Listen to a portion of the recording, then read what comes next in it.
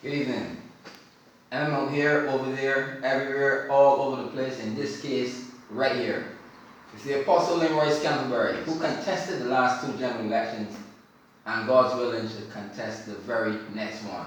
How are you doing this week, sir? Doing awesome. Good. Awesome. Very glad to hear. How about yourself? Fine, fine.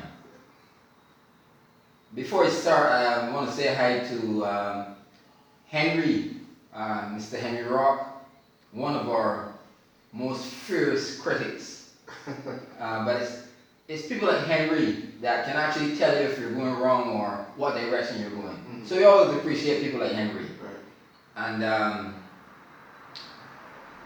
Shantus from Kenya. Oh my goodness. Wow. I want to say hi to her. She is also a viewer of M.M Out There. Okay. Nice. So, good night. It's night now in our Kenya. Okay. Apostle, we had a hurricane scare. Yes, sir. Hurricane Dorian. And I give credit where credit is due. And I was very impressed with the Prime Minister, the Honorable Mia Motley, the press conference that she held, with the evacuation and all that sort of thing. It's a breath of fresh air. I don't think it's anything that we would have seen done by our last Prime Minister, the Honorable Francis Stewart. I think she has actually outdone him on this occasion. Okay. So we give credit where credit is due. Yeah. We don't discriminate here. So kudos to you, Miss Motley. From me, from the Apostle as well. Well, the only part that I have is, even here in St. Peter, with the whole salt pond issue, that it was clear just the day before the storm actually came. And it was like that for months. It was like that since the election was won a year and months ago. And so, to me, just fixing that just the day before the actual storm came, that said something, So that's probably one of the only things that I would look at in relation to what's happening. But in terms of being proactive, on that level, you definitely have to give them their props there. You referred to salt pond to the Just over by to the west of Fisherman's, to the east of Fisherman's Club. Yes, sir.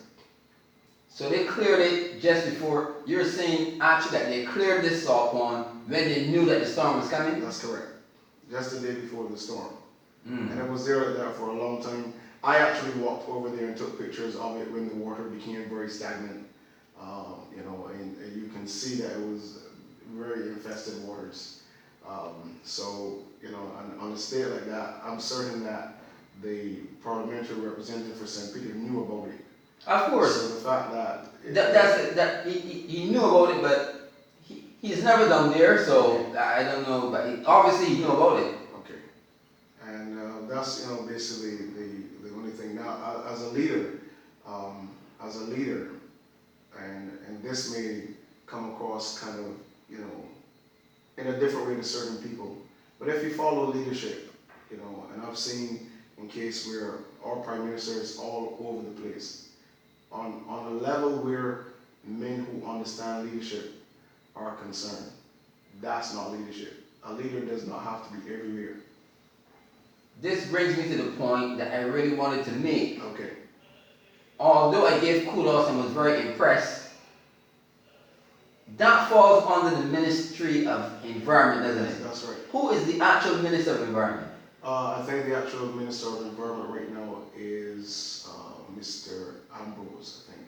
Ambrose. Yes. Okay. And so... Are you speaking subject to correction or? Yes, and I think what is important for us to understand is that when it comes to matters like these, there's a difference between showing your face to look good in the public's domain versus showing your face because this is my job that I need to be doing.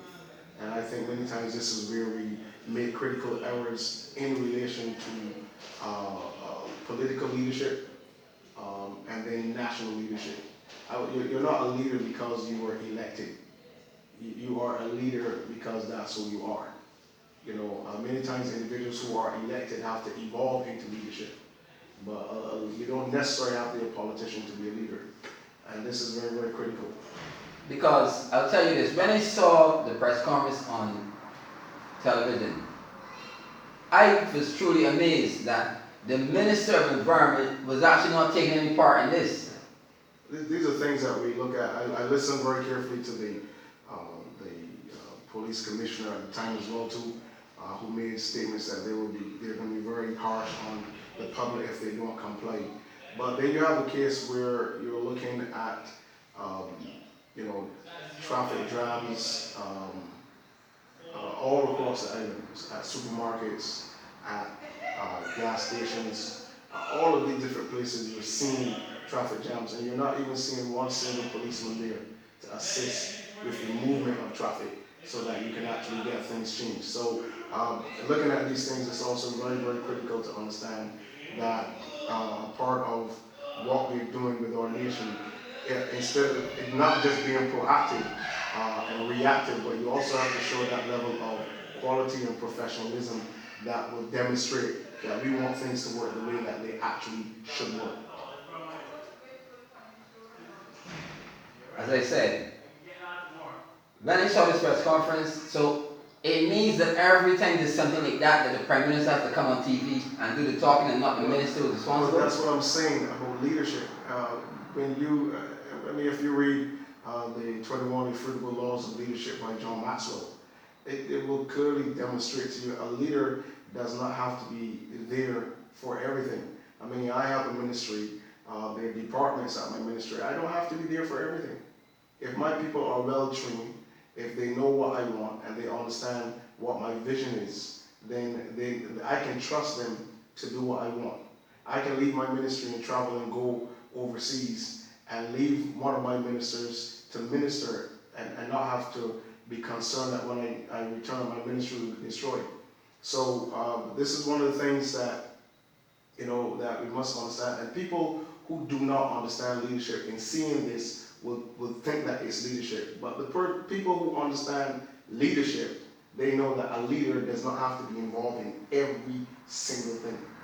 So just the same way that M.M Out There gave kudos to the arrangements and all that by the Prime Minister, M.M Out There is also saying that she didn't have to be there. No, you don't have to be there. The Minister of Environment should be the one doing that. Listen, and let me just cross here.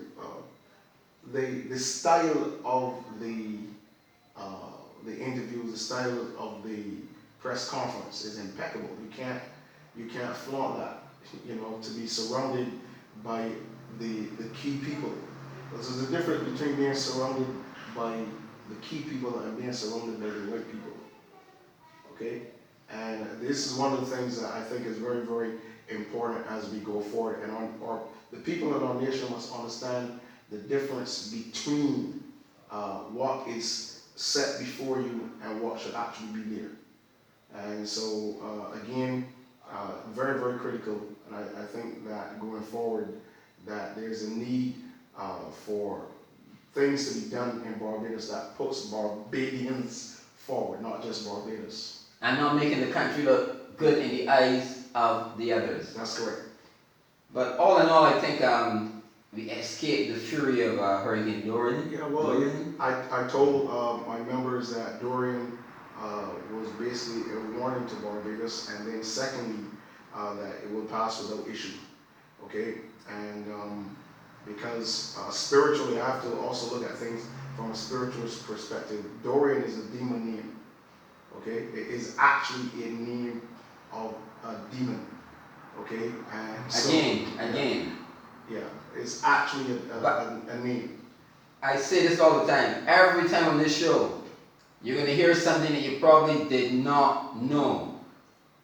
Dorian is the name of an official name of a demon. Yeah, it is. And because of that, I clearly understood why the passage of the storm, where the eye actually comes right over the island. So Barbados is being surveyed. That's what's happening spiritually. So, you're just not looking at things from a natural perspective, but you're also looking at them from a spiritual perspective. And so that's why I said to my members not to worry about it. It will pass without issue. You heard that? That came from the Apostle Leroy's Canterbury Yes, sir. himself, who is a very spiritual man, and he actually knows what he's talking about.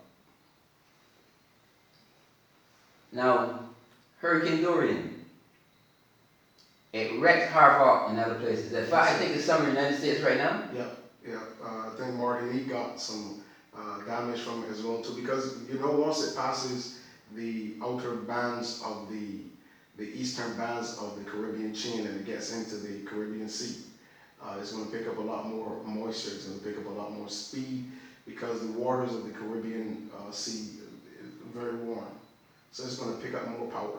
So it's better many times for, you know, as a storm goes up the island chain on the eastern bands versus going up the chain within the western side of it. It's even more deadly when that happens. The moment it crosses over, okay, and it gets into that area where the waters within the Gulf of America, Gulf of Texas and those areas. Gulf of Mexico. Yeah, Gulf of Mexico, very dangerous. It's a very volatile area, trust me. Overall, do you think Barbadians are actually prepared for a hurricane? No. Because I've seen devastation from a hurricane, and I actually believe, and this is just my personal view, that if a real hurricane should come here, it will actually flatten the island. Yeah, it's actually, I think, you know, my father spoke to me many times about Jeanette and these hurricanes that have come through the island. But Barbados on the whole is not ready. I think one of the things that's necessary is, and I think a number of years ago, there was a project called HARP, the High Altitude. That involved that gun, that big long gun on the south coast, yeah? Okay, because that was an international event because it was done also, the same HARP project was done in Arizona, okay, and it was done to see if you could actually shoot an object into space, okay, and that's $1 million project, and Barbados should have continued in aerospace exploration. We should have continued that project forward so that whenever we have problems right now, by now Barbados should have had its own satellite in space. We should have gone into that so that we could actually run our whole internet system from our own satellite to save a lot of the issues that we're having right now. But again, forward thinking is very important. And let me say this, the other problem is that right now, in terms of information getting to the public, in terms of what is happening where the weather systems are concerned, it's too slow, Mr. Morris, too slow. Yes. Talking about Barbadians, we're talking about them being prepared, but we'll continue this in the next part. Yes, sir. But don't you think that the average Barbadian is a bit complacent when it comes to these sort of things? Oh yeah, you can see that from the, you know, to run into the supermarket, you know, at the last second? The last minute. We can also look at the reality of the fact that our gas stations know that these things happen a certain time of the year, and yet many of the gas stations are not prepared. They haven't done anything to say, okay, this is our emergency system when it comes to this. You still have the same amount of pumps there. So there's nothing designed to say, okay, once we hear there's a hurricane, we know that this is what's going to be happening. What is our system to assist these individuals who are coming for gas? It's always this rush. There's always this rush to the supermarket, rush to the gas stations. It's always a rush. At the last second. Yes, sir. Anyhow, time runs so quickly. We've come to the end of our first part, Apostle. Yes, sir. And we're going to take a break. And we'll be back with part 2. M.M Out here, over there, everywhere, all over the place. Back with part 2 very shortly. Yes, sir. Thank you. Okay.